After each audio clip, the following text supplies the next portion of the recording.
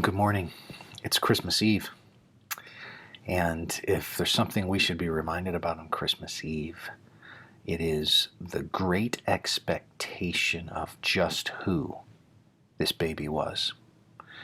As the angel comes in Luke chapter 1 to announce the birth of the Christ child to Mary, in verse 32, he says, "He will be great and will be called the Son of the Most High, and the Lord will give him the throne of his father David, and he will reign over the house of Jacob forever, and of his kingdom there will be no end." In 2 Samuel 7, the Lord promised David that there would be a descendant who would reign on his throne in perpetuity. It's revisited, that promise, in the prophets. And there was this expectation of a Davidic ruler. When Jesus comes on the scene in the genealogy in Matthew, you see him referred to as a son of David. Through the Gospels, you see him referred to as a son of David.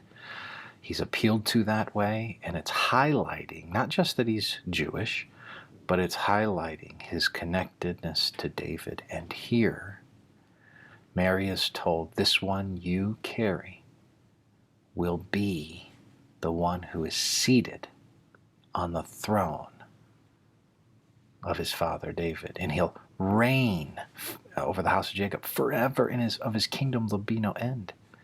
This is such a central idea, because as Jesus comes incarnated in flesh, he comes to offer the kingdom, the new way of ruling, of God ruling, and us living underneath that rule, and he through the economy of grace, and he offers that.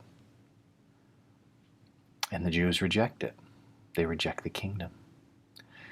And in doing so, they reject him as Lord. And so then the book of Acts comes, and the book of Acts is the story of the spread of the kingdom out beyond the Jewish nation to the Gentiles, and out throughout the Mediterranean world.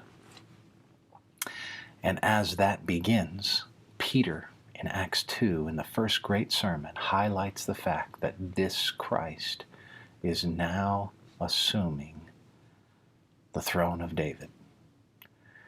Well, see, that sort of bookends the life of the earthly life of Christ. Here in the announcement, he'll be seated on the throne of his father David. In a reflection in the great first sermon about the life of Christ, Peter says, in his resurrection he was exalted to the throne of his father David.